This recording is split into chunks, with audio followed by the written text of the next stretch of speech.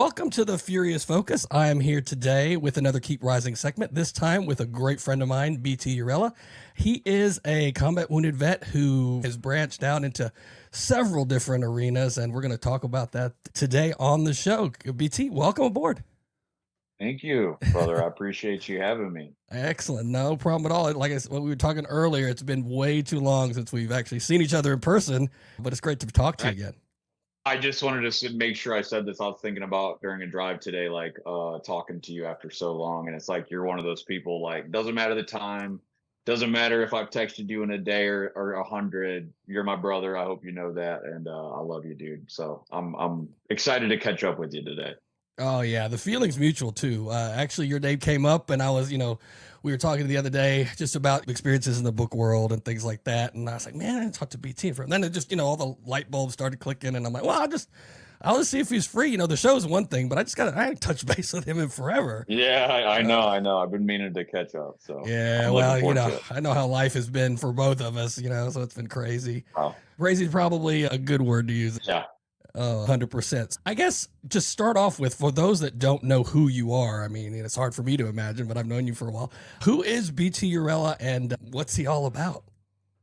Oh man, it's like 20 different answers to that. Right? But right now, number one, family man. My family's number one. I'm a dad now. I have a 2-year-old little girl, Juniper, and it's changed my entire perspective on everything. And so, like now, I mean, that's why we're moving to New Zealand. It's why we're making this big change, is because I want the best life possible for her, Mm-hmm. and that involves being near my wife's family. And I'm just so that is kind of like the refocus of life now. So you ask that question now, that's going to be my number one. Mm-hmm. Would have been a different answer 10 years ago. So Right. that's my number one. Outside of that, if we keep going, it's wrestler. I'm a professional wrestler. I enjoy doing that. I'm writing. I enjoy doing that. I got my master's degree in film, and I hope to one day teach film. That was my ultimate goal. I love teaching. I hit the academic environment later in life as an older man. And Mm-hmm. when you go as an older individual, I don't know if you experience this as well, Golden, but like, especially if you weren't a good student at a younger age, it's so amazing being in that environment and like wanting to learn and not Mm-hmm. being like, oh, this is such a drag. It's like when you're there and you're, yeah, like you're learning what you want. So like, I Exactly. love that environment. So one day to be a teacher, so many different things. I think I'm like you kind of said it well in the intro, but I like to consider myself a jack of all trades. I don't like positioning myself in a box. So when you ask me who am I and what do I do, that answer is going to be ever changing. Oh, well, that's something that I can definitely relate to. As you know, Yeah, well, I know you can. I wear Yeah. many a hat, and I don't know. It's comforting in a way. Would I Mhm. like to focus on one thing? Sure, but I mean that's not who I am. I like to do various things and different things, and I think that's where we kind of relate to that together, Yep. in that we don't want to be in a little box. I have this thing. It's this combination of ADD and relentless drive.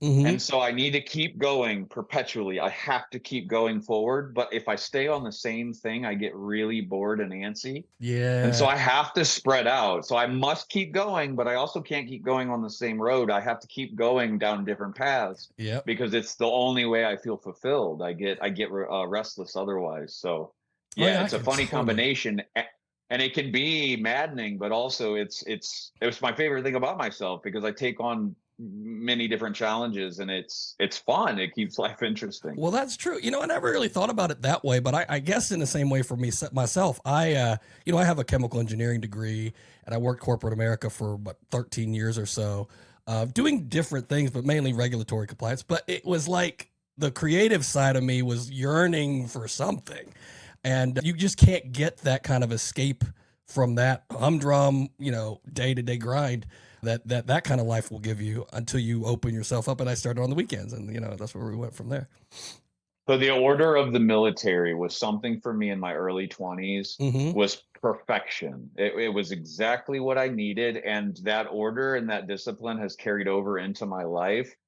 But I could not have stayed in that box. I could not have Right. done, this is what you do, this is how you do it, and that's the rest of your life. It was really good for that little placement in my life. And Mm-hmm. now with the tools that I have from that, I'm able to, I can't, man. I can't do the 9 to 5. I can't be in a cubicle. I'll go mad. And Y- for me, I'm very much a proponent of we have one life to live, my friend. And like, if you are not attempting at least every day to be enjoying it at its max, then what are you doing? Exactly. There's not a second go around, as far as we know, No. there's Well, not a I happen second. to believe, yeah. Yeah, exactly. I have my own beliefs and things, but in general, It could be as a salamander. It could be yeah, as it's a slug, and I hate slugs, so that just terrifies me. That I would what do come you got, back like and 3 hours max? right, exactly. Somebody gonna pour salt on me probably Yeah, within my first yeah, 10 minutes of existence. yeah. Yeah, pretty much. That sizzling, that's me. So speaking about the military, that's where I wanted to start the conversation because that's really just after that service was when I got to know you. What Mhm. was it that initially drove you in that direction towards the military that became your foundation for everything else? Different answer again than I would have said in my 20s. Hmm. I'm going to be very diplomatic with my response. I fell for what was fed to me at the end of the day. I believed all the bullshit that was fed to me in film and in school, and Hmm. I was like, "Hoorah! I'm going to go do that." There's another side to that, though, and that's the side that I hold on to now because it has nothing to do with that. It has to do with the men and women who came before for whatever reason. Some Hmm. of them were forced, some of them had no other option. They were desperate and young.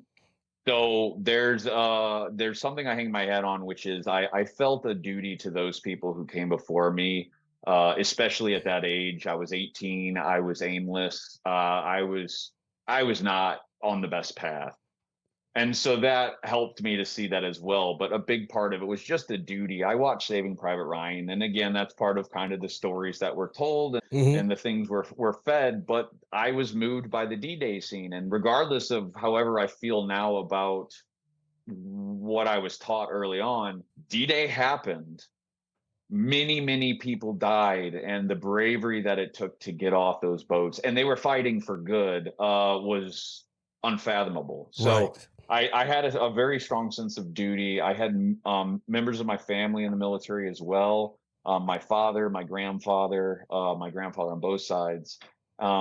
And then 9/11 as well. There's this real surge of pride and patriotism after 9/11. I was a freshman in high school. That was about the time when I'm like, yeah, this is going to happen. But Right. again, there's the other side of it. The people talk about the backdoor draft, but it's real.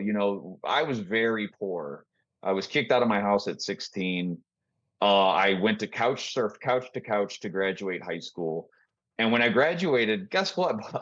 The list of possibilities or options for me was work at Taco Bell as a crew member or go to join the army and get college money. What are you Mm. going to choose? Yeah. I It's mean, not, in my eyes, it was not a question. So right.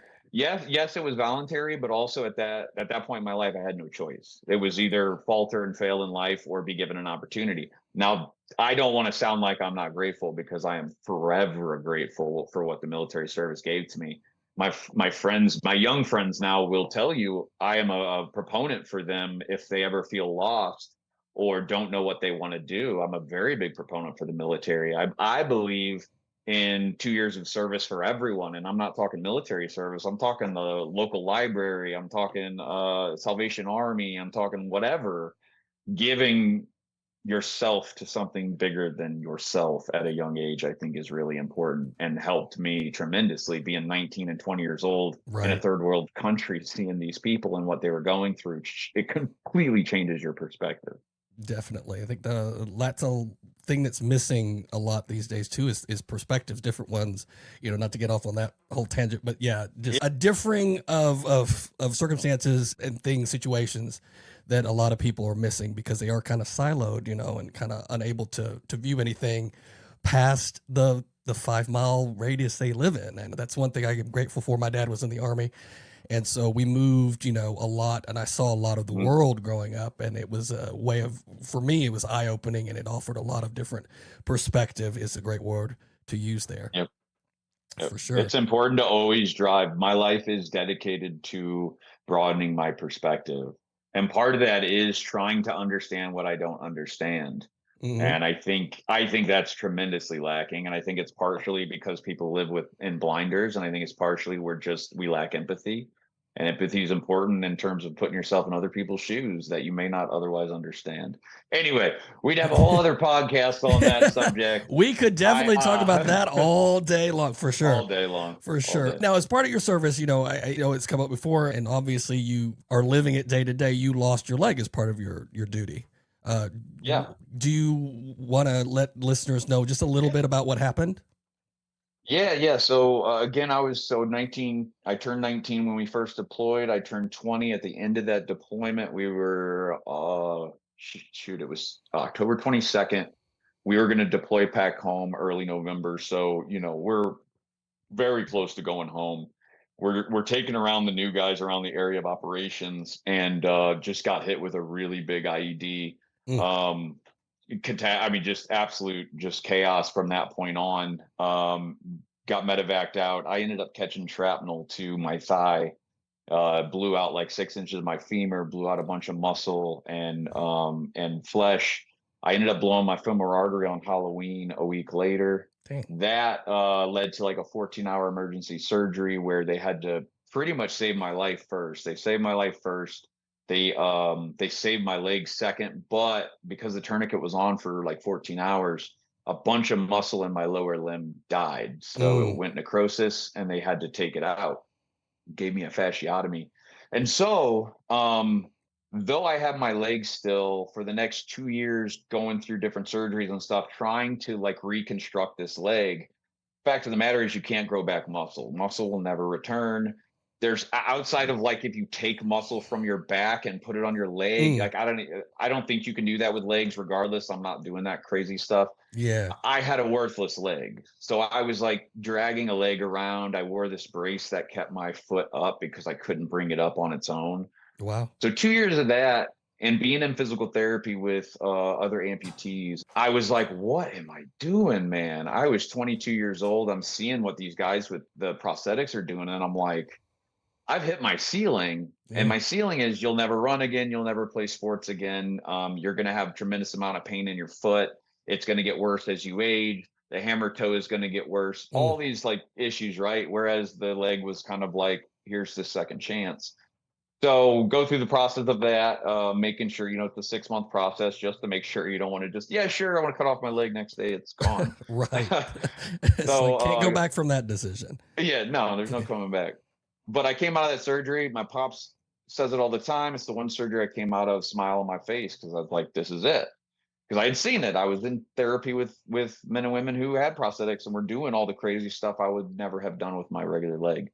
So I had my amputation, went through about 6 months of probably 3 to 6 months of Hmm. therapy to start walking on my prosthetics, started walking, learned how to walk again for about a year because I had a really drastic like hip drop. So if I had kept that, it would have thrown my body physiology off really, really Right. bad. So Mm. I mean, I'm talking like what she had me do, and this was like 6 months straight, was walk to a mirror and walk back, walk to a mirror and walk back. And it's pretty much you're reframing how your brain sees your gait. Hmm. And it worked. I mean, after 6 months, it worked. I walk now. If I wear pants, nobody knows I'm an amputee, and it's because of the work I did during that time. Right. So then it's another year of prosthetic, running the blade. So I'm learning how to run and stuff like that. I'm transitioning out of the army, and yeah, I got out of the army in probably the best shape of my life, and able to really do athletics and be active in the way I'd always dreamed of. Oh, that's great. That probably segues nicely into the next question I had for you was, um, at what point did you realize this was the start of something new? You know, it sounds like you've realized you were going to recover in some capacity, that it wasn't going to be quote the end for you. You know, like sitting on a couch all day long, not able to move. Um, what sparked in you, and or when did that happen? So I was lucky. So, in the military medical community, there's a closeness. We all know each other. We go elsewhere, but we still keep in contact. So I had actually, I believe life is all about fate. I believe there can be different trails that you can decide where you go down, but everything's kind of set because everything when I'm in that zone feels right. Hmm. And this is kind of one of those things. But I got out of the army, transitioned out. I had to apply to a bunch of schools. I just wanted to go to college and be a student, right? Right. And I wanted to be the new guy. I didn't want to know anybody. Yeah, right. Yeah. Everyone wants to be the new guy. So I chose in between home in St. Louis and DC in case I needed, service at the medical center there. And I ended up at WVU, West Virginia University. 2 weeks there, dude, the most depressing, lonely 2 weeks of my life. Oh I my gosh. watched like eight seasons of How I Met Your Mother, and I was like, oh my God, what did I do? Right. And so I joined a fraternity, which is the worst thing you can do as a 26-year-old Oh yeah. This is yeah. alcoholic, if we're being honest, alcoholic, and then turned pothead while I was in the fraternity. Yeah. Just But all I of it. ended up getting, yeah, all of All it. of it. So I ended up getting hit up by a buddy though during this, well, a former buddy, but during this time, who was also an amputee, and he was playing on this travel softball team, and he knew I used to play baseball, so he was like, "I thought you'd be interested." So I had a tryout, I made the team, and that was really it. Yeah, as bad as that experience was for me because of the end of it, because of the guy, no need to really get into it. It just, I didn't see eye to eye with the guy that led it. I was with them for about a year. I Mm-hmm. got booted out because he didn't like me. One of the lowest points of my life. We can certainly get into that part, but I look back on it very fondly because it was that transition that I needed to get to where I am now. Mm-hmm.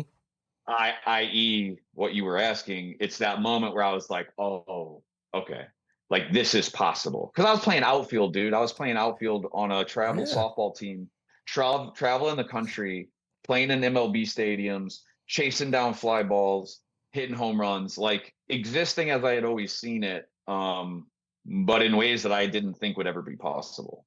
Well, that's great. With It was amazing. I again, everything in life happens for a reason in Mm-hmm. my eyes, and that I needed that at that time, and I needed to be booted from the team to start vet sports, to have the drive to start my own organization, which then led me to have the drive to, which we'll talk about, to join wrestling. Like everything has been a step to the next, and without that thing, I don't know if I would have linked it right. Like Yeah. I Yeah. needed that bridge to get me there. Yeah. So very much, I don't look back at it negatively. I look back at Right. it very fondly in the sense that it was that first thing that was like, holy shit, this is possible. This is Mm-hmm. possible. It's limitless from this point on, Heck and yeah. obviously it's not limitless. I've found many limits along the way, but But you felt good at the time, and it's like a good driver. yep. And you adapt. You You adapt and did. overcome. That's, yeah. 100%. Yeah, that's that's amazing. And it's good that you look back because a lot of people, they always have this forward-looking thing, which is great. Where they're going, but they never look back and see, oh gosh, the changes that I've made to myself and the things that contributed to where you're getting to, in the present. A lot of people don't do that. Or you'll notice they never look back on the good. Mm-hmm.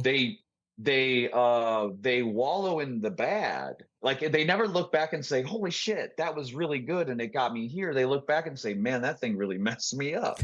Which is, we need to do that too, but We also do. it's I think healthy to get to the point where you can reframe it in your mind to see the Yes. value that you derive from it. Hmm. Because like I could look back and be angry at that guy all I want, and I freaking was, dude, like I'd expect you to have been. Yeah, angry. yeah, for sure. But now there's no anger in my heart because I like so realistically, I'll tell you straight up. And this will be a nice segue into the next like thing. When I shot with Michael Stokes and stuff really started blowing up, Hmm. and I surpassed that team's likes on Facebook, which I know is so stupid, but I was like, that was that like thing that I had set for myself, right? I need to rise above him. Yeah, I need to put him in my rear view, and the only way I can do that is by making a name for myself. correct. And that's what I did. And so that was the moment where I let go of that Hmm. and was able to kind of recalibrate how I view that in the context of my life now. God, we're more in common than, talking to you about this because we never really talked about the details of anything. Yeah. I can so relate to that. When I first started my photography business, I was trying to get involved in a lot of local photography circles and things like that. And there were certain people that would be in the way and causing all grief. And I couldn't get any traction on making connections and this and that because of those people. Very critical of everything but their own stuff, Hmm. looking back, it was like that funny how you mentioned the likes. That was a goal of mine. It was like, well, fine, I'm just going to surpass all you local mofos and go, to get international renown. And that's what drove me to start getting my following growing. It's crazy. At the end of the day, you need a metric, right? You Yeah, need I some mean, and sort it's of a good metric number, to. right? It's easy. It's great. Yeah, and it's over. It's done because now Yep, I get to move on to what really matters, right? hundred Like, hundred yeah, I got percent, this piddly, yeah. hundred So yeah, percent. it is a bit petty, but it's necessary. Yeah, no. Sometimes my middle name turns into. I said I don't want to admit it, but Mine too, yeah, I know, man. Mine right? too. Yeah. Well, yeah, you said good segue. Because when I first heard about you, it was through Michael Stokes's photos, and I'm like, man, this guy's fit in shape and rocking it, and I hope to get to work with him one day. How did that process start? What drove you into the modeling side of things? Did he approach you? Did you approach him? How did that work out? So again, man, freaking everything lines up when it's Mm-hmm. where it needs to be. I had seen Alex Minsky 8 months before, and I thought Yeah. it was the coolest fucking thing I'd ever seen for the exact reason why he did it, right? I wasn't looking at the leg. The leg was a cool side piece, Mm-hmm. but it wasn't the focus. It was this fucking dope ass dude tatted up who looks like a boss. Mm-hmm. And like the leg was just an added badass feature, but like the thing was Alex. Yeah. And so when I saw that, I was like, "Oh man, that cat is awesome." And Michael Stokes obviously read about him and learned about him, and I was like, and genuinely, I by that point, he had shot like 3 wounded vets. Mm-hmm. I can genuinely tell you straight up, I didn't think I ever had a chance. I Right. didn't reach out to him. There was no. I've never been. I'm very much like a body dysmorphia type, and Oh. like Mm-hmm. also the type that like I don't see myself as attractive. I never really have. I'm better now at that, but Yeah. like back then, like not at all. Right. So I just didn't. That wasn't a thing for me. And then one day I open up my messages and I'm checking my like those filtered ones, and it says Michael Stokes, and I like genuinely almost shit myself. And I opened it up, and it was an invitation to shoot. And That's so, insane. boom, it's like green light. I don't know if you've read that book by McConaughey, but I really like it. But I like how he uses that. It was a green light, and it said, "Here you go. You're gonna have to Mm-hmm. work your ass off for it, but it's yours. If you want it, it's Yeah. yours, and here it is. It's the carrot or the rabbit around the racetrack. Yeah. You still got to run. You still got to catch You it, gotta do but it's something, but yeah, there. but you got that Yeah. opportunity. So the opportunity is there, dude. I ran with it, and it Yeah. was the hardest I've ever trained in my life. The best I will ever look. We shot soon after. Some of my favorite pictures, like my Yeah. my abs are like insane. Oh yeah, they So were. They were. it's a part of my life I'll never get back. But it again, a transition that I needed, Hmm. a transition that like holy hell, I had the time of my life. It led to the next segue, which is writing books. It Uh-huh. allowed me to get into that space. And also it allowed me to see myself outside of what I had ever seen myself as. I never saw myself as attractive. I didn't see Mm. myself as desirable or anything like that. So Yeah. that did lead to a lot of bad stuff. Like that's why I left that world, is because it got to a point where the likes mattered too much. It was all that mattered. Hmm. All that mattered was what I was going to post that day. Every experience that I had, it was viewed through the frame of like, how can I post this? How can this go viral? You know what I mean? And it's like I'm living Yeah. life for them, people I don't even know. And Yes, I do. Yeah. also, we'll get into it like later about the writing part of it, why I left. But a lot of with the images, you'll see all these 150 comments about wow, beautiful, beautiful, beautiful. And I know you know this too, and I know you feel this. All creative types do. I Uh-huh. know you feel it as a photographer. You're gonna see that one comment, and that one comment is like whatever, some nasty piece of whatever, Yep. who, Yep. who just wants to be mean because it makes them feel better. But unfortunately, at that time when my mind wasn't as strong as it is now, that's the one that sticks. Yep. None of the 150 other ones, it's the one negative one, and that's it just sticks, and then the next one sticks, and the next one sticks, and Hmm. then I kind of to jump forward, but with the books, my first book did really, really, really well. It ended up in Barnes and Noble. It was like this huge thing, and I felt like my life had changed. Like I felt like I was entering this like new phase. And I Mhm. kind of was, but I really wasn't, because I still had the same mental issues that I had carried into it. I Right. just had all this other baggage to mess with it. Like, here you go. You're a complete fuck up right now. You drink too much and you smoke too much. Here's all the attention you could ever want. Yeah. Yeah. It's a train wreck, dude. Like, it's only a matter of time before that train derails, and it Right. derailed. And so I needed to get away from it. So again, at that time, it gave me a lot of self pride and a lot of confidence, but also it went way too far in the opposite direction, Mhm. to where it became a detriment. Right. Yeah, I guess I could see where that would feed like a person's ego, narcissism. If you had elements of that, like you said, being alcoholic and things, feeding those particular tendencies. For myself, it's the dysmorphia thing. It's like you latch on, and from a photographer perspective too, people do say mean shit just to be mean, but you. I guess it challenges that whole self worth thing, and you don't feel like you belong. And so, oh, yep, there's confirmation of that right there. They're all right. The other ones are wrong. They're lying to me. It's terrible. The word for it, imposter syndrome. Imposter. So That's what I I was have, trying to think of. yeah, Yeah. Yep. Exactly. I have it all. I have it terribly. So Hmm. like the worst and best thing that can happen to me is somebody to confirm what I'm telling myself, because what I'm telling myself is the worst shit on earth. Hmm. So if somebody confirms that, Yeah. right, in like a mean comment or like a negative review or whatever, then I'm like, I was right. Yep. I was right all along. So Hmm. if I'm right about that, that means every single bad thing I've ever said about myself is also correct. You know what I Exactly. mean? Like, Yeah. That's just it's funny I'm how minds somebody. work, but yeah, that is the case. And it snowballs. And it just like you said, it Yep. just keeps accumulating. And you're trying to carry all that with you, and you're gonna drop it at some point. It's gonna go Yep. all over the floor. And I did. Yeah. Gosh. Well, you kind of answered my question relative to the photography on seeing yourself in different lights. That was kind of a goal of mine when I shoot with people, because a lot of people do get stuck in it. It's all tied together. This talk of like they like to see themselves from the same angle, in the same lighting, and they don't. A lot of people post selfies online, exactly the same pose every single time. Top down, and when you challenge that with a photo that's different, a different side of them, or oh god, that's my bad angle, they freak out. And but it's for me, it's not necessarily to freak them out, it's to make them see themselves how we're all seeing you guys. But I guess it does depend upon the recipient whether or not they're going to take that, or they're going to latch onto the dysmorphia side, or that negative Yep. comment that comes up.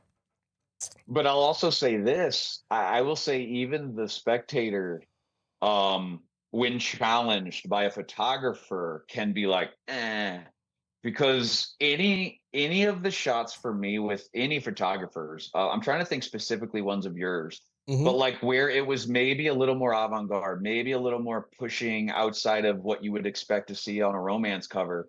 I Every single time, without doubt, without question, there would be more negative comments. It'd be Hmm. like, oh, I don't know about this. And it's like, well, maybe it's not for you, but I'm telling you, anytime it branched out of the ordinary, I saw it in the comments. Even the people consuming it Hmm. were like, "Oh, this is a little too different for me." Right. Yeah. Yeah. Yeah, Yeah. It's but no, amazing. I'm very much I loved modeling. I really, really did. And I loved being a clay, right? A hunk of clay, Hmm. and you are the artist. All I am there for is to be posed. That's how Stokes does it. That's how you do it. That's how I prefer it. I don't want to really have a say. Like, I want to be in control in terms of like my facials, right? Yeah. Like, Hmm. I want help there as well. I want input, but like I kind of got the face. But in terms of really the creative aspect of it, what it'll look like, the tone, the mood, the scenery, the backdrop, and that's one thing I love about yours. And like whenever you hit me up, I'm like, oh, like it was the next step, right? Because yours is there's something so captivating about the grit in yours. There's a beauty, but there's also a grit. Hmm. Stokes is like the polished beauty, and I love Stokes for that. Yeah. And I think those are some of my favorite photos. But yours are for the like contrasting side. Is there's such beautiful grit, man, Yeah. and I love that. I'm a horror guy. I'm a heavy Yeah. metal guy. Like, I love the darker aspects of art. And so I really I've always appreciate your grit. So I like that a photographer brings Oh yeah. most photographers bring their own toolbox Hmm. to the shoot. Yeah, and that's what makes it so unique because you never know what well you know what you're gonna get because you've seen their work. Well, sometimes you don't know what you're gonna get, The but process, yeah, the yeah, process. You know what you're going to get in terms of the outcome, but you don't know the process. yeah. Sometimes people think, oh, it's just gonna be super easy, and then you're like, oh god, I'm exhausted at the end of the day. Straight up, just a real quick little side note. I did one underwear modeling shoot, one clothes shoot, we'll say that, and I will never do it again. It was 11 hours. I changed clothes like 400 times. So I'll say, yeah, there's a difference in terms of the process for all of them. Oh gosh, yeah. I thought cover modeling was tough because I'm changing clothes like 10 times and we're Oh moving no, locations. Like, no, no. no, dude. You got to change into each piece of those undies. It's like golly, it's crazy. Like, I'm hungry. So what? We got 50 more pairs to get through. 50 more pairs. Exactly. Well, Um, you'd mentioned that you had your first book made it all the way into Barnes and Noble. Let's talk a little bit about your writing.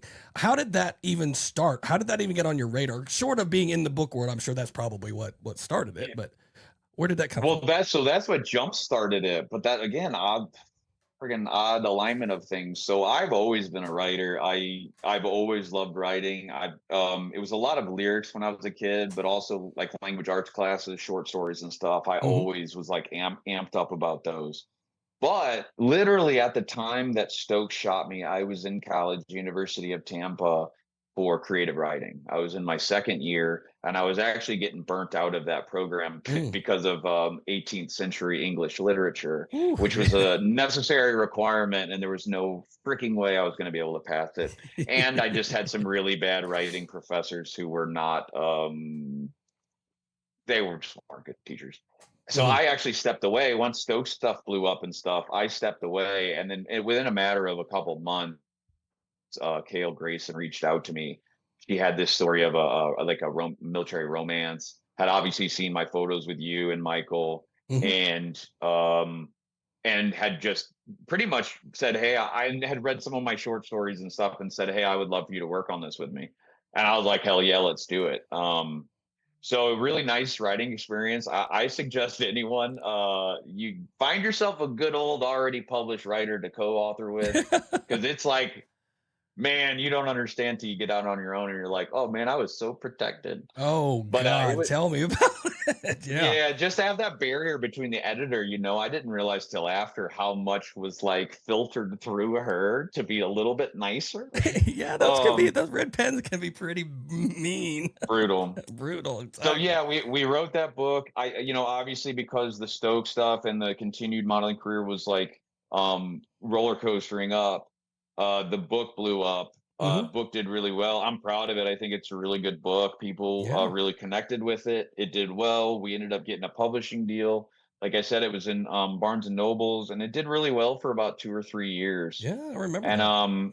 yeah, and so kind of that's where we're gonna tie back into where we were 5 minutes earlier, but I was amped up, man. I'm like, this is my life now, dude. Like, I'm an author. I make money, dude, like good money doing this. I'm in Barnes Hmm. and Noble. We're good, baby. I know I drink a lot, but we're good. God. Uh, so, needless to say, I ended up going on a reality show. Terrible for my mental health. The alcoholism got worse. Mm. It got worse and worse and worse. I'm not saying I didn't put my heart in my second book, but the mental issues were 100% like on the pages and Mm. not in the best ways. Right. And so the second book did significantly worse. Third book did significantly worse. Fourth book did worse than that one. Fifth book sold like 20 copies, right? Mm. So because I had tied so much value to that first book and who I was now as a writer, Hmm. and when the numbers were telling me you're a failure, I'm a failure because this is what I hung my hat on. And so that was a really bad time in my life, really hard period, and probably the last like jut down. My life has been a lot of peaks and valleys, like most people. Hmm. It just so happens my valleys are Marianas Trenches sometimes. Yeah, But I you always gotta. call myself out. Yeah. That's the key. So that was really the last one, and that was when I stepped away from writing completely. I ended up going back to school. I went for film instead because I've always loved film, and because I had such a bad taste in my mouth from the writing stuff. I was like, let me just clear the slate here. So I didn't write a book for a while. I ended up getting married, graduated with my bachelor's in film. 2020 happened, first year of marriage, which is crazy. Oh We God. lasted that, Yeah. For real. and got my master's in film and media. So I ended up finding my way back to school and through school. But yeah, there was a momentary break there, but it was always a goal to write. And thank God I'm like finally back to it now. It's been 3 years since my last book. The last one before that one was like 3 years. So like, and now I have a lot of, I'm like, I know you know how this is because Uh you're the huh. same way, but I'm crowded, dude. I have so many, and I put them all down on paper already, like all the plot points and stuff, but they're still up there, dude. Oh They're yeah. still They can't. moving They just around. reside in there. They're not gonna leave. And until you write the end on that particular story, dude, they just keep going and going and going. And so, like, I'm in a really good place right now. I'm about to release this book. I've got 3 more plans that are in this, not world, but in this, it's extreme horror. So it's like, really really dark, very very bloody, very gory, grotesque. It's like very niche. Hmm. It's not something I anticipate making money. I don't care. That's not why I'm doing it. But it's for It's you, right? literally Yeah. yeah, so I ran into it, man. The story's been in my head since University of Tampa. I wrote it as a short screenplay, Mm. and it's this guy Harold. He's the main antagonist. And so he sat in there again for years, just going and doing his stuff. 5 years total, Whew. until I started finally reading again after having my kid after 2 years. And I started with some messed up books I had seen on TikTok, and I freaking devoured them and I loved them. And so inevitably that led me to back to Harold, and I wrote this book faster than I've ever written any book in my Oh, life. that's a good sign. And what I've discovered out of this is, and what failed from the get-go is, I had put myself in a genre I don't read. And that's gonna fail 100% of the time. And I should have known that, but at the same time, you take every opportunity presented, right? I do like the genre. There's a thick line of romance in all of my books, including this one. It's one of my favorite romances I've ever read. It's just the fact that it's like not the central focus. Right. But I'm the kind of person that very much I find comfort in embracing the darker sides, embracing the darker aspects. I love horror films. Like, Hmm. being Hmm. scared isn't a bad thing for me. It's Right. kind of like an anxiety release. So when I found myself writing in the world where I always felt I belonged, it was like I wasn't writing at all. It was like I was just being, Yeah. and it just came out. And so that was that. I wrote the book. I think it's my best work of my life. Again, it'll be read by less people, even less people than the last book. But dude, I'm like, if I just 20 people read this and 2 people think it's awesome, I'm cool. I'm Heck good. yeah. Heck yeah. I enjoyed writing it. That's what matters. Really, that's part of being a creative too. Is making that realization that the piece is our heart, our soul on the page, be it a photo or whatever, and that people may or may not see it, but it's ours at the end of the day. And kind of a through line there with this whole story is being authentic to yourself, right? I Yep. wasn't being authentic to me, and you can read that on a page. Like, Hmm. you can. And when you're authentic to yourself and you are being 100% true to yourself on the page, it screams from the page, this is who I am. Yeah, Take it or leave it. And people will take it or leave it, but you will connect with people if you're coming from a place of 100% authenticity, I believe.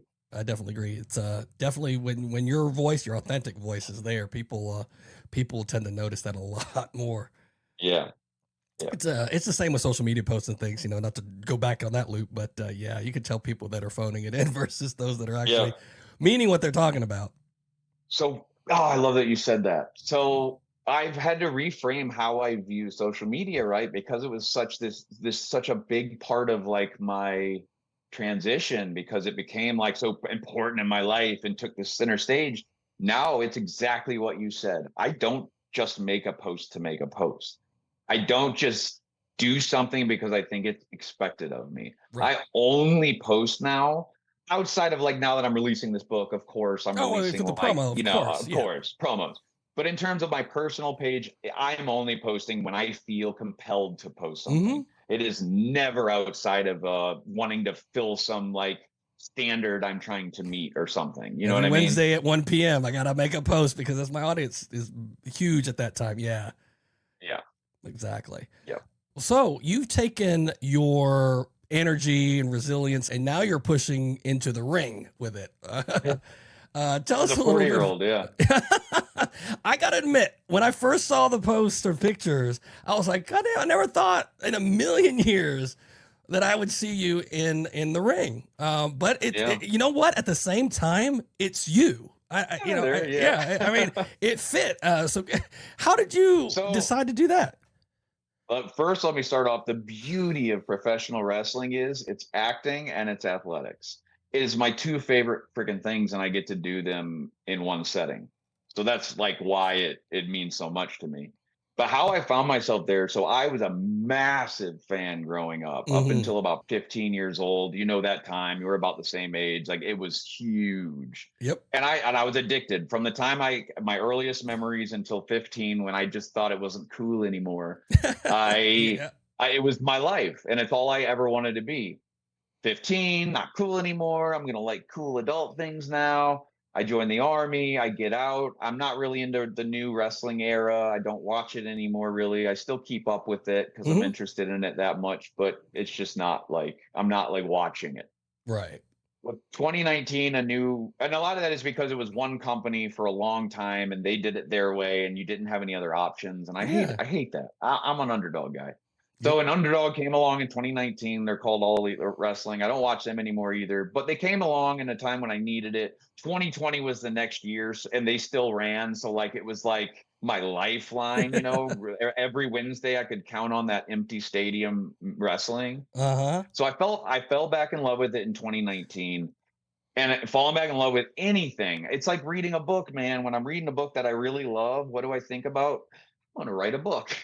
If I'm watching a movie that I really love, I'm like, I want to make a movie, And it's like when I'm watching wrestling, when I'm seeing it, I'm like, I could do that. Like that's me. Like Mm-hmm. that's me. I've loved this my whole life. Like I can do this. I was an amateur wrestler all throughout my childhood as well. So like it was that thing where it respurred that love. I was like, let's check it out. I checked out a place in Tampa back in 2019. Super dangerous place. I was like, yeah, never. I never showed up again. Moved to New Zealand in 2020. Hit up a school there. They never got me back to me. We moved back to Missouri, and so this has become a thing, right? Like everywhere I go, I'm like, let me just see what's in the area. Moved to Missouri. I look up professional wrestling schools in Missouri. There is one 10 minutes away. And not Oh only is there one 10 wow. minutes away, but it's like legitimately one of the most prestigious in the country. Like Well, it's that's a like really great. another green It was light, right? kismet.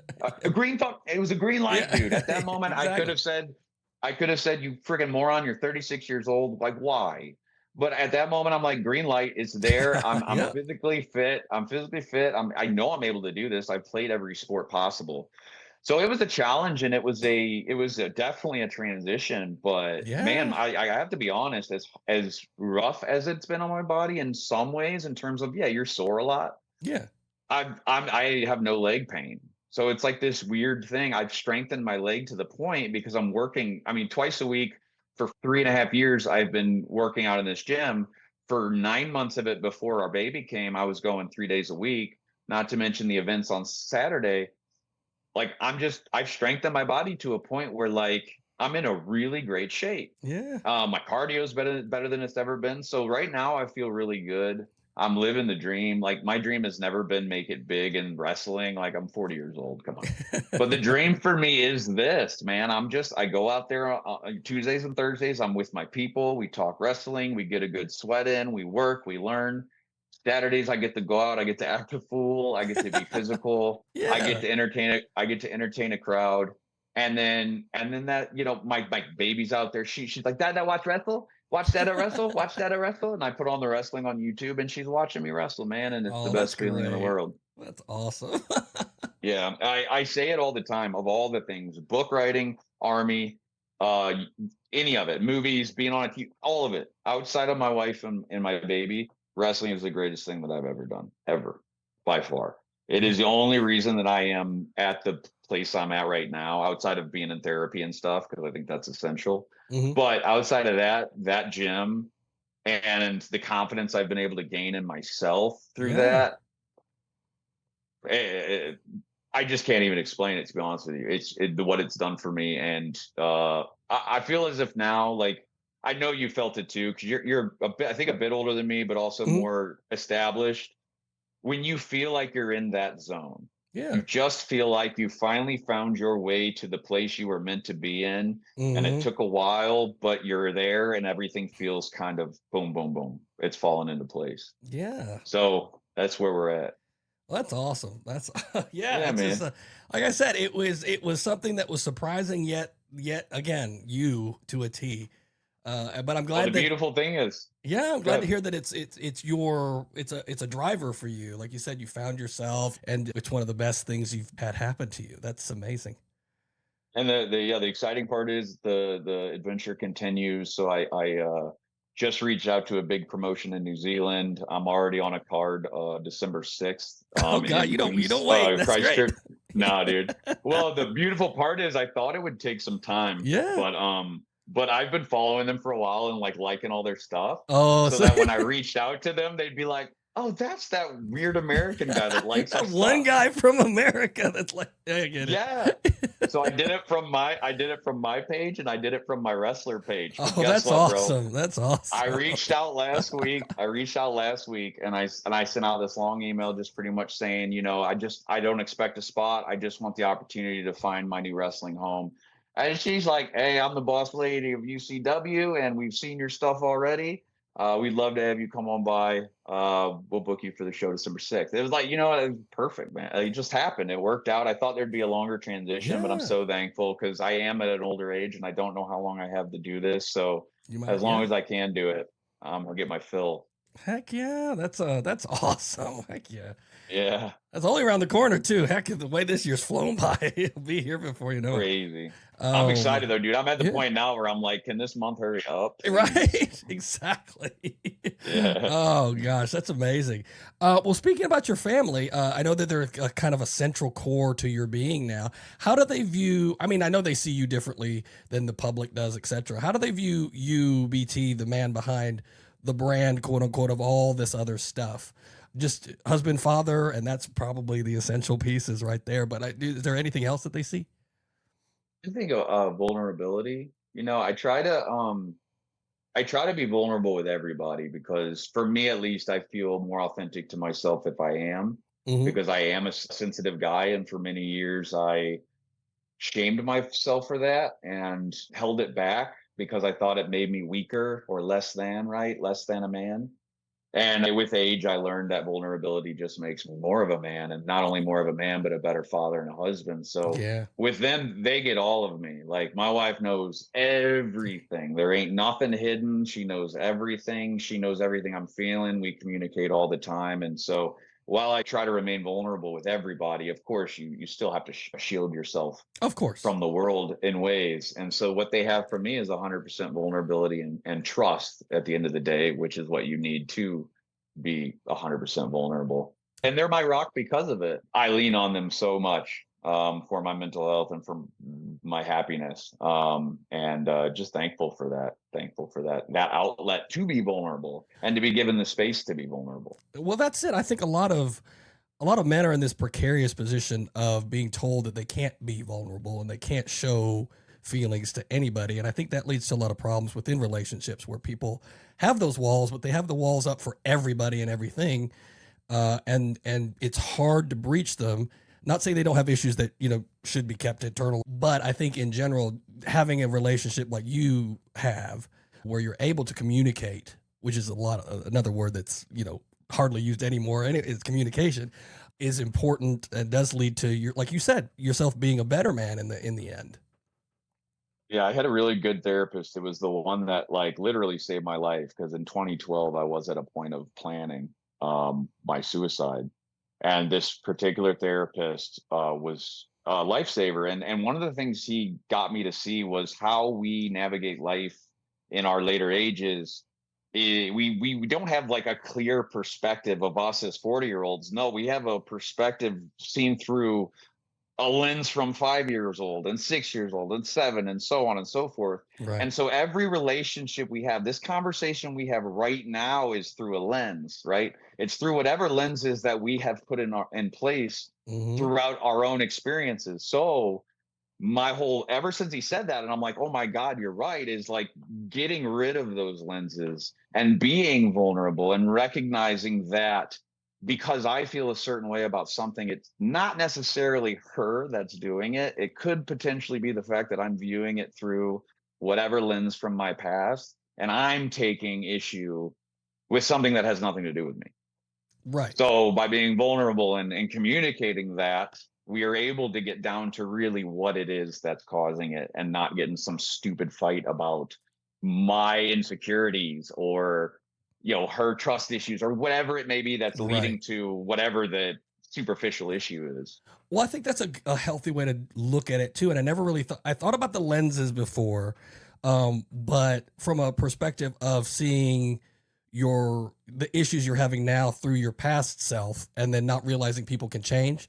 But the way you've portrayed it too is interesting because yeah, we're looking at it all the time through those lenses, and so we're just in interpret it, at whatever lens we pick.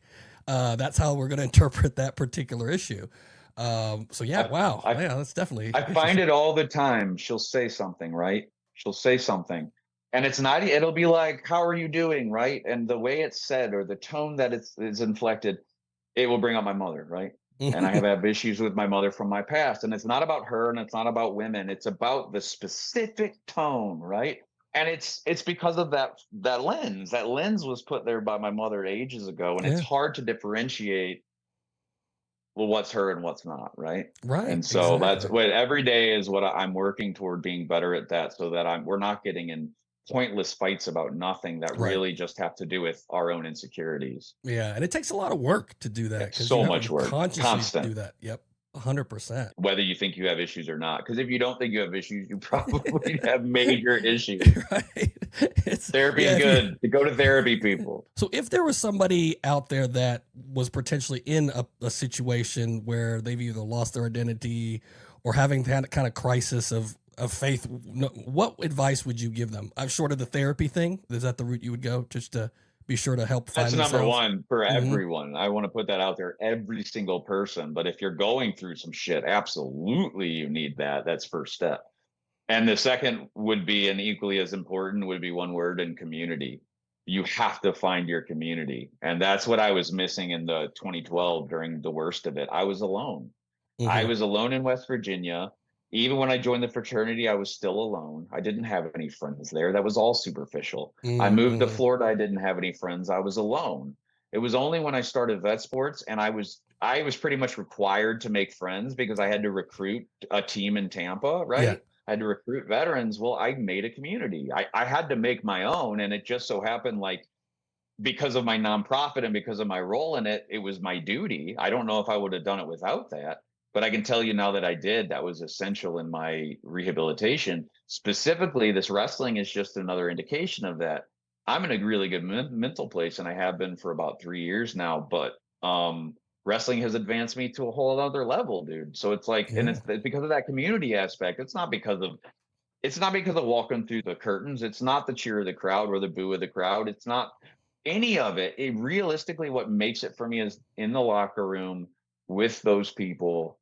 I have earned my place there. And that's what it's about. It's about that community. It's about Tuesdays and Thursdays, sweating my ass off with people that love the same thing I love. Uh-huh. So yeah, I would say that those are the first two steps. I think therapy's not even advice for people going through it. Therapy's for everybody, regardless. Even if it's once every 6 months, you need somebody just to spill to. I was just talking to my sister at lunch and my dad Hmm. about that. Because I think it's just too many people are like, oh no, I need to wait till shit hits the fan.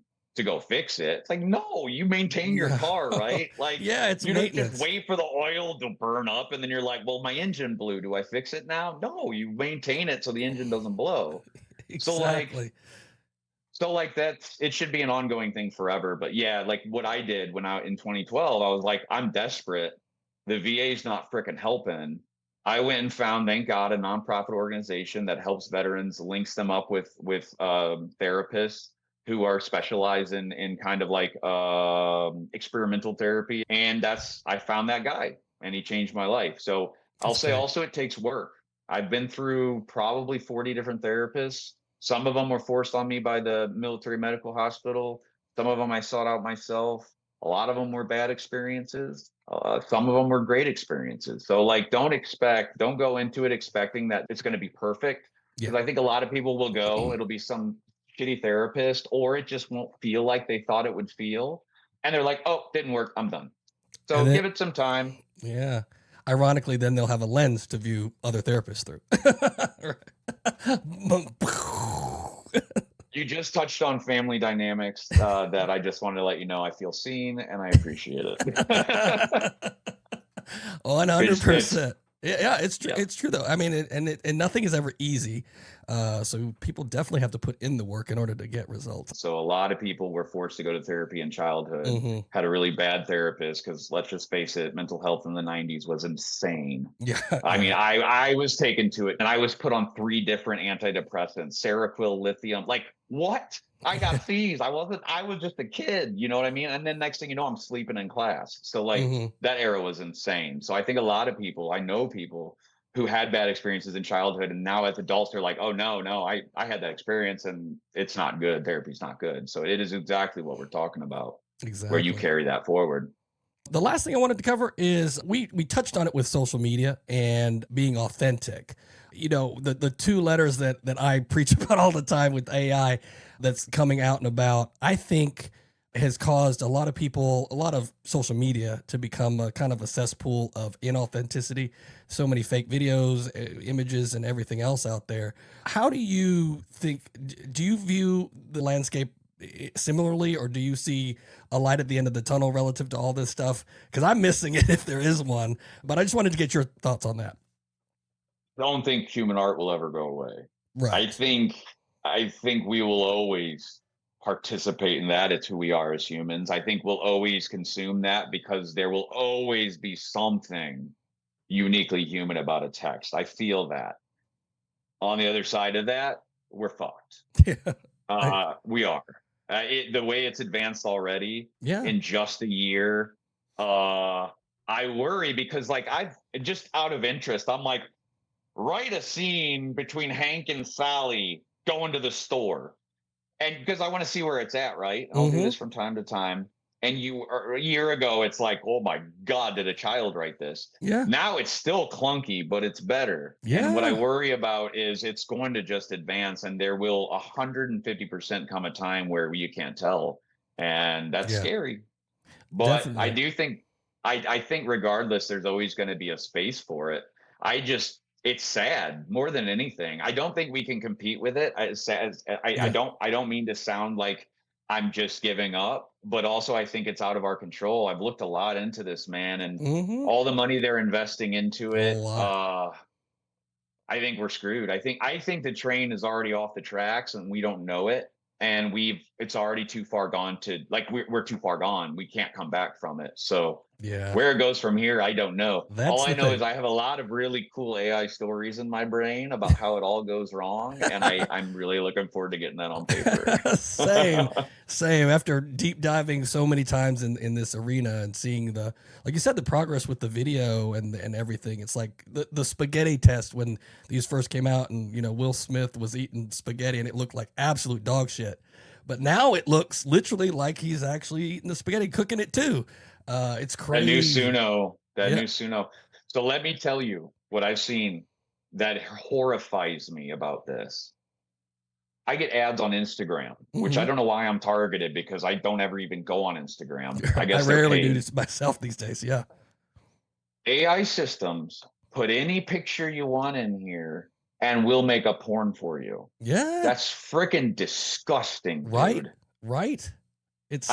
And that's where we are now. And I worry about the old folks who are going to get scammed by this. I mean, over Oh the yeah. next, I think we're all screwed. I Yeah, don't mean to end your podcast on such a sour note.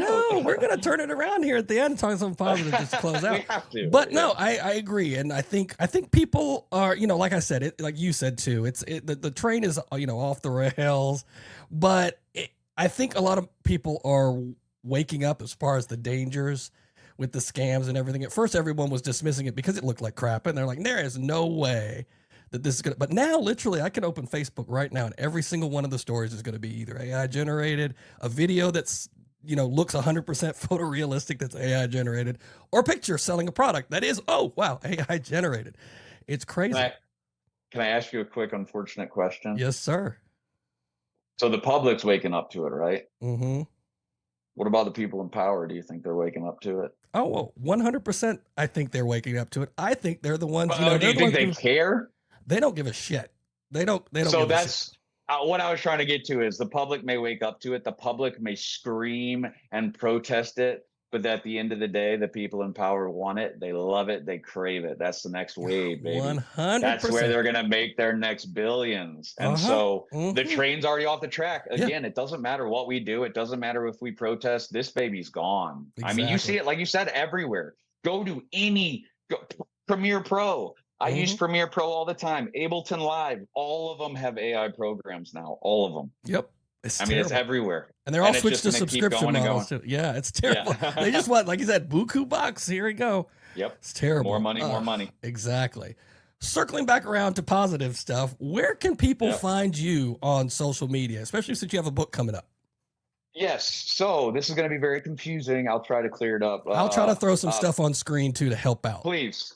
So Blade Linux, I would love if you followed me there. That is my wrestling name. As I said, I'm going to be continuing the career in New Zealand. I would love for you guys to follow along with me. It's been a wild ride, and I would love for people to follow along. That is on Instagram and Facebook. Just look up Blade Linux. And the next one is Asher Dorian. So I did just write another book, but because it's so far outside of my normals, like what I wrote before, I'm doing it under a pen name. That is Asher, spelled normally, Dorian, Dorian. And you can find me on all of them, TikTok, Instagram, and Facebook. And I would love if you followed me on there because it is so hard getting started in anything. It is like you're just talking to the void and you're just sending it out with hopes one person will engage. Like, and then you get the somebody one talk to like on me. it and you're like, yes. Or you get a comment and you're like, oh, sweet. You go look at the comment, it's some spam like. It's about to send me this link or some shit. But yeah. So yes, Asher Dorian. If you've heard nothing else this entire podcast, Let's hit Asher Dorian up. Let's hit that up. Pleasure Was the Look is the book title. Paperback, I'm looking to release hopefully on the 24th, 25th. I want to release it a little early. Halloween is the release of the ebook. So, awesome. That'd be great to great to see. Heck yeah. Oh man. Yeah, buddy. This is the Furious Focus, everyone, where we talk about creativity, culture, and the chaos in between. I wanted to thank BT Urruella for being on this show. It was fantastic. Appreciate it, BT. My pleasure. Oh man. Thank you all. Yeah, and you have a safe move coming up to the other side of the world. Thank you, buddy. I'll have an accent the next time I talk to you. For real. Like a Kiwi. Again, mine keeps coming and going. It's terrible. Yeah. It's terrible. I need to talk to some UK friends and get that accent puffed back up. You got to, bro. Thanks, for real. man. Thank you. Appreciate it.